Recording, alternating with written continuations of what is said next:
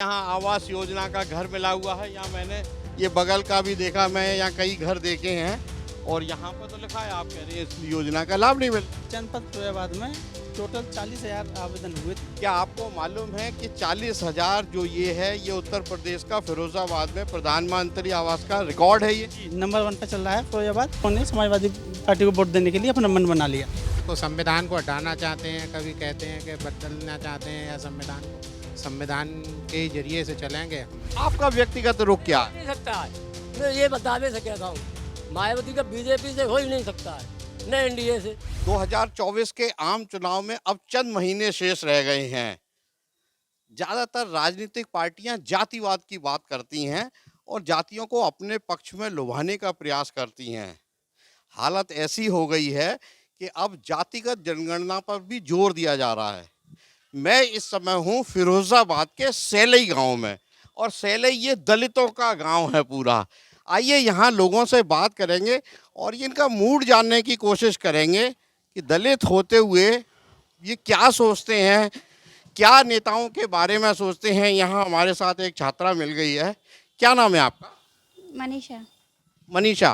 क्या करती हैं आप? अभी पढ़ रही हूँ। पढ़ रही हैं। अभी जातिगत बहुत बातें होने लगी हैं, कैसा लगता है ये? सुन के अच्छा नहीं लगता पर इतना। अभी अच्छा, 2024 में जब आप वोट डालेंगी तो क्या समझ के वोट डालेंगी? क्या आपकी सोच रहेगी? क्या आप डेवलपमेंट के नाम से वोट देंगी? किसको वोट की सोच रही हैं आप? मेरा तो एक ही वोट है, वो जाता है हाथी को, बसपा को जाता है मेरा। किसको? बसपा को। बसपा को जाता है। 2019 में, क्योंकि आप पढ़ी लिखी लड़की हैं, ग्रेजुएशन कर रही हैं, 2019 में जब बसपा ने अपना कैंडिडेट नहीं खड़ा किया और उनका सपा से गठबंधन हुआ था, तो ईमानदारी से बताना किसको वोट दिया था? मैंने तो बसपा ही में दिया था ना। बसपा का तो यहाँ कैंडिडेट नहीं था फिरोजाबाद में, तब मेरा वोट आया ही नहीं था तब। उस समय नहीं था। अगर मान लीजिए इस समय आप पढ़ी लिखी लड़की हैं, इस समय दो पार्टियों का सिलसिला चल पड़ा है, भारतीय जनता पार्टी एंड एक गठबंधन बना है इंडिया। कौन अच्छा लग रहा है आपको? चलिए, अच्छा एक चीज बताइए, अगर मान लो बसपा ने फिरोजाबाद में अपना कैंडिडेट नहीं खड़ा किया तो आपका मन क्या कहता है? इस मामले में मैं कुछ नहीं कह रही। चलिए ये बताइए कि आप स्टूडेंट हैं, आप सरकार से कुछ चाहती हैं? मोदी ने स्टूडेंट के लिए कुछ किया है? हाँ किया है। क्या किया है? कोई चीज आपको आती हो? छात्रों के लिए, लड़कियों के लिए सुरक्षा की इतनी बात होती है, स्टेट गवर्नमेंट इतनी बात करती है। सर घर कोई बात नहीं। अभी यहाँ देखिए, मुझे देखते ही बहुत सारे लोग आ गए और यहाँ मैं और लोगों से बात करता हूँ। ये पूरा एक सिटी से ये अलग हटके सैलई का इलाका है। भाई साहब, आप सैलई में रहते हैं? जी जी बिल्कुल सर। क्या नाम है आपका? निखिल कुमार नंदू। निखिल जी, अब जातिगत की बहुत बातें हो रही हैं इस समय, तो जातिगत आधार पर वोटिंग होने लगी है। कौन अच्छा आपको लगता है इस समय नेताओं में? नेता में अभी तक तो कोई चिन्हित नहीं हुआ है। लोकसभा का चुनाव आने वाला है, इसमें अभी तक कोई पार्टी ने अपना कोई भी प्रत्याशी नियुक्त नहीं किया है, जबकि समाजवादी पार्टी से अक्षय यादव का नाम क्लियर हो चुका है।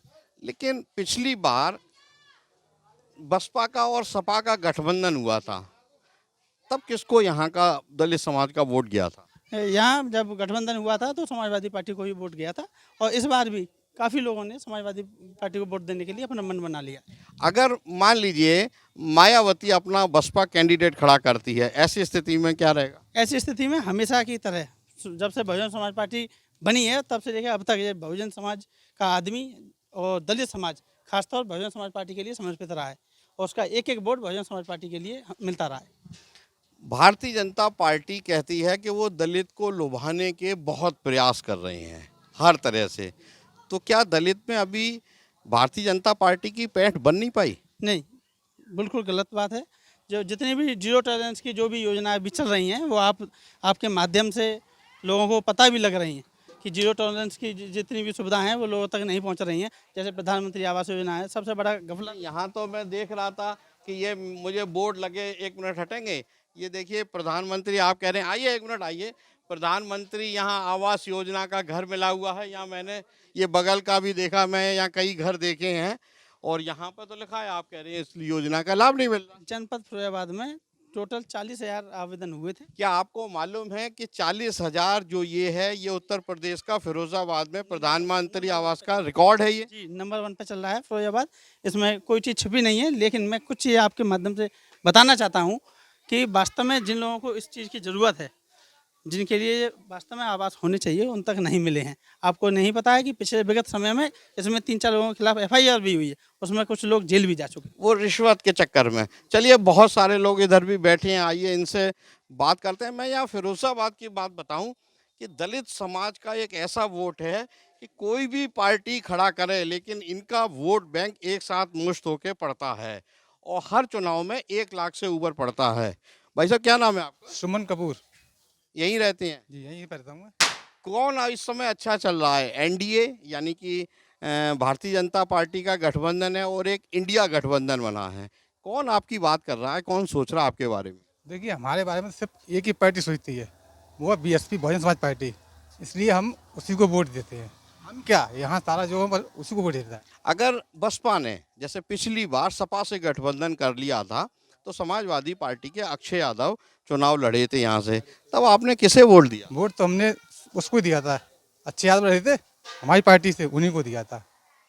भारतीय जनता पार्टी कह रही है कि हमने दलित को लुभाने के लिए बहुत योजनाएं लागू की हैं। योजनाएं लागू की लेकिन मिल कहाँ रही हैं, योजनाएं मिलती नहीं है ज़्यादातर। अभी बिहार में जातिगत जनगणना हुई है, इसे कैसे देखते हैं आप? ये क्योंकि प्रधानमंत्री ने एक भाषण दिया है, उसमें कहा है कि जो सबसे बड़ी जाति है वो है गरीबी किसी भी समाज की, और मैं उन्हीं के लिए काम करता हूँ। तो उन्होंने ठीक कहा है, गरीबी है, मतलब हमारी बहन जी की पार्टी गरीबों को ज़्यादा देखती है, ये नहीं कि किसी पैसे वाले को देखती है। उनकी सरकार में सब आदमी एक समान होता है, चाहे वो नेता हो चाहे वो गरीब आदमी हो। ऐसी स्थिति बनी कि मान लीजिए बहन जी ने एनडीए को समर्थन दिया, यानी भारतीय जनता पार्टी को समर्थन दिया, तो क्या आपका वोट एनडीए को यानी भारतीय जनता पार्टी की तरफ जा सकता है? जी बहन जी कहेंगे तो जा सकता है। जो कुछ भी है अगर बहन जी का निर्देश होगा। लेकिन आपकी जो नेता है वो कभी आती तो है नहीं है फिरोजाबाद, तो बरसों से नहीं आई। अब बरसों से नहीं आई, लेकिन जब उनका वो हिसाब किताब सही होता है तब वो आती हैं। अभी उनका हिसाब किताब गलत चल रहा है ना, इस चक्कर में। लेकिन आप वोट देंगे, वो वोट देंगे बहन जी के किसी भी कैंडिडेट को खड़ा करते, किसी को भी करते, किसी भी पार्टी से बहन जी करते कि ये हमारे कैंडिडेट है, हम उसको वोट देंगे और किसी को नहीं देंगे, चाहे वो कोई भी हो। कोई भी हो। तो ये यहाँ का पूरे एक सूरत हाल है। भाई साहब, आप यहीं रहते हैं? क्या नाम है आपका? मेरा नाम बंटी। क्या करते हैं आप? नौकरी का। गैस का। हाँ। तो यहाँ बसपा का अगर कैंडिडेट खड़ा नहीं होता है तो आप लोगों का वोट किधर जाता है? सपा को जाएगा। अगर मान लीजिए मायावती या बसपा ने एक गठबंधन किया कि भारतीय जनता पार्टी से कर लिया, क्योंकि राजनीति में हर रास्ता खुला रहता है, तब क्या स्थिति बनती है? पार्टी हमारा तो पार्टी को ही वोट देंगे सब। जहां से इशारा होगा बहन जी का, उधर ही तरफ वोट चला जाएगा। अच्छा, कौन अच्छा इस समय आपको प्रधानमंत्री पद का दावेदार लग रहा है? तो उनका सही है, पर महंगाई तो बहुत ज़्यादा कर रखी है उन्होंने। काम तो बढ़िया कर रहे हैं। राहुल गांधी अच्छा लग रहा है, नीतीश कुमार अच्छे लग रहे हैं, या नरेंद्र मोदी जो प्रधानमंत्री पद के दावेदार हों? दोनों ही सही हैं, अभी फिलहाल तो सही हैं। जनता को फायदा कर रहे हैं, मकान दे दिया रहने को, राशन भी दे रहे हैं, कोई दिक्कत थोड़ी है उसमें। अब बहन जी तो सत्ता में उसके लिए आएंगी, खैर, लेकिन किसी को तो समर्थन देंगी। पर हमारी पार्टी की हैं इसलिए हम उन्हीं को वोट देंगे। ठीक है, यहीं रहते हो आप? जी नहीं, मैं बाहर रहता हूँ। आइए, बहुत सारे लोग हैं। मैं ये जो फिरोजाबाद की लोकसभा सीट है, ये दरअसल समाजवादी पार्टी का एक बहुत बड़ा गढ़ रहा है। उसका एक कारण ये भी है कि 2009 में अखिलेश यादव फिरोजाबाद से लोकसभा का चुनाव जीते थे, उन्होंने रिज़ाइन किया और उसके बाद डिम्पल यादव यहाँ से चुनाव लड़ी, वो राजबब्बर से हार गईं। 2014 में समाजवादी पार्टी के अक्षय यादव बसपा के गठबंधन से चुनाव लड़े और जीत गए। 2019 में भारतीय जनता पार्टी ने सपा की इस सीट पर सेंधमारी कर दी। मेरे साथ बहुत सारे और भी दलित हैं। भाई साहब, क्या नाम है आपका? संग्राम सिंह। यही रहते हैं? हाँ, यही रहते हैं। क्या माहौल चल रहा है पूरा चुनाव का? आपका मुद्दा क्या रहेगा इस चुनाव में? अब मुद्दा तो जब चुनाव चालू होंगे तभी मुद्दा पता चलेगी, कौन अच्छा प्रत्याशी उतरता है, उसके हिसाब से वोटिंग होगी। अभी जातिगत जनगणना की बात हो रही है। मोदी ने ये कहा है कि वो इस बात को नहीं मानते कि जाति के आधार पर जनगणना होनी चाहिए। जो गरीब है, गरीब ही अपने आप में एक जाति है और मैं गरीबों के लिए काम करता हूँ।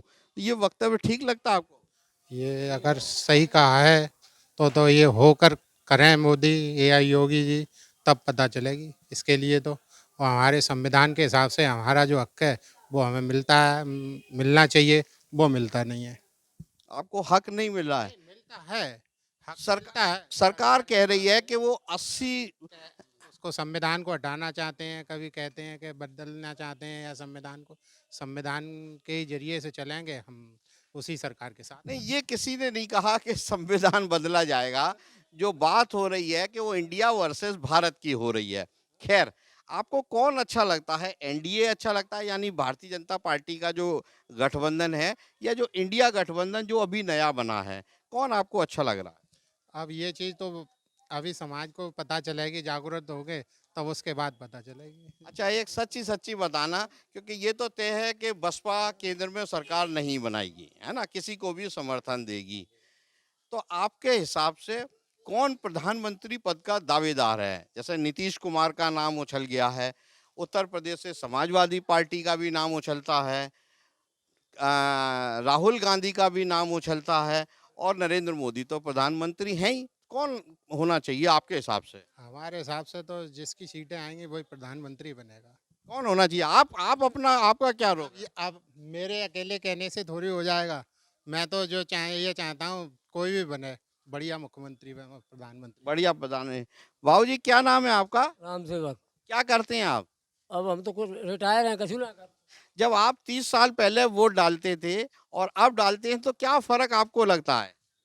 देखो, वोट तो हम हाथी में डालते ही हैं, ठीक है, और वोट हमेशा ही हाथी में डालते हैं। लेकिन सरकार में कुछ ऐसी है, कुछ काम होता है, गरीबों का काम नहीं होता है। क्या काम नहीं हुआ? अरे हमने 3 बार अपनी फाइल डाली प्रधानमंत्री आवास की, और डीपीआर नंबर आ गया दोबारा में, और फिर भी रिजेक्ट कर दी। तो बताओ कैसे हुआ? हमारे पास घर ही नहीं है, हम किराए पे रहते हैं। 2019 में बहुजन समाज पार्टी ने समाजवादी पार्टी से गठबंधन किया था। आपने वोट किसे दिया उस समय? गठबंधन में दिया था हमने उस समय तो। क्योंकि आदेश ऊपर से था। कहीं तो करते हैं हम तो। और अगर मान लीजिए इस बार भाजपा से मायावती का गठबंधन हो गया, तो आपका व्यक्तिगत रुख क्या हो है? ही नहीं सकता है, मैं ये बतावे से कहता हूँ। मायावती का बीजेपी से हो ही नहीं सकता है, न एनडीए से। क्यों? अरे एक ही थैली के चट्टे बट्टे, एक सांपनाथ है, एक नागनाथ है। किसको आप सांप और किसको नाग बता रहे हैं? अरे बीजेपी और कांग्रेस दोनों ही भाई भाई हैं, इधर के उधर, उधर के इधर। तो फिर अकेली लड़ेंगी क्या मायावती? के लिए अकेले लड़ेंगे, नहीं तो फिर हम कोई खड़ा नहीं होगा तो हम लौटा में देंगे। सपोज कर लो। लेकिन आपका इधर जो बाहुल्य वोट है, वो किसी भी हालत में भाजपा को नहीं जाएगा और कांग्रेस को भी नहीं जाएगा। किसी को नहीं, दोनों में एक को भी नहीं मिलेगा। अच्छा, प्रधानमंत्री के 9 साल, 9.5 साल पूरे हो गए, कुछ किया है इन्होंने देश के लिए? किया तो है, ये तो हम कह रहे किया है, लेकिन हुआ है, लेकिन उतना नहीं हुआ अभी। क्या और होना चाहिए था?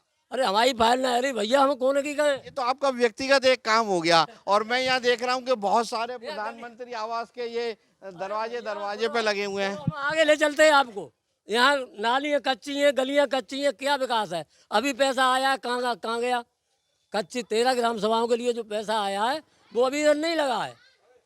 चलिए और लोगों से बात करते हैं। एक भाई साहब भी इधर बैठे हुए हैं। क्या नाम है आपका? आपका? मेरा नाम साहब ताराचंद। ताराचंद जी, 2019 में किसे वोट दिया था आपने? 2019 में मैंने बसपा को वोट दिया था।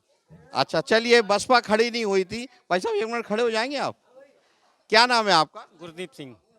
गुरदीप जी, कौन आपको अच्छा लग रहा है इस समय? मैं प्रधानमंत्री पद के दावेदार की बात कह रहा हूँ। नरेंद्र मोदी या राहुल गांधी? नरेंद्र मोदी। क्यों? उनका काम सही है। लेकिन बीजेपी सरकार केवल रोजगार के मामले में फेल है, महंगाई बहुत है बाकी और काम सही है। नहीं, बहुत से लोग तो ये कह रहे हैं कि यहाँ पर कोई विकास कार्य नहीं हुए, देश गड्ढे में चला गया। बहुत से लोग ये कहते हैं कि हम तो जातिवाद के नाम पे वोट डाल। दलित बाहुल क्षेत्र और मुस्लिम बाहुल क्षेत्र हैं, वहाँ पर बीजेपी वैसे भी बाद में विकास कराती है। ये जो अभी विकास देख रहे हैं हमारे क्षेत्र का, ये बसपा के शासनकाल का ही विकास है। लेकिन ये तो लोकसभा का चुनाव है ना। नहीं, लोकसभा का चुनाव है तो अभी तक यहाँ पर सांसद कभी नहीं आते, ना ही कभी आए। बीजेपी से सांसद जो हैं उन्हें अच्छा, आपको नरेंद्र मोदी की अभी क्या चीज़ अच्छी लगी? नरेंद्र मोदी की कार्यशैली सही है। गरीबों को आवास वगैरह दिए, तमाम लोगों के, ऐसे लोगों के आवास बन गए जो कभी जीवन में आवास नहीं बना सकते थे। या आपकी गली देख रहा हूँ, इसमें प्रधानमंत्री आवास के तो बहुत सारे घर मिले हैं। उन्हीं लोगों के बने हैं जो वास्तविक कभी नहीं मकान बना सकते थे, उन लोगों के मकान बनवा के ये काम तो अच्छा किया है मोदी ने। कौन बनेगा 2024 में, एनडीए या इंडिया गठबंधन? एनडीए। एनडीए बनेगी। तो यहाँ बहुत सारे लोग हैं, सबकी मिश्रित राय है। बहुत सारे लोगों का ये मानना है कि मोदी ने अच्छे काम किए हैं, लेकिन यहाँ एक चीज़ और भी मुझे देखने में आई कि ये बसपा का ठोस और कोर वोट बैंक है। इनमें से ज़्यादातर लोगों का ये भी कहना है कि जहाँ बहन जी इशारा करेंगी या जिधर भी उनका गठबंधन होगा, वोट उधर ही जाएगा। इलेक्शन होगा, हार जीत किसको मिलेगी और किसको मिलेगी हार, और इसके लिए अभी करते हैं थोड़ा इंतज़ार। सुधीर शर्मा, फिरोज़ाबाद, यूपी तक।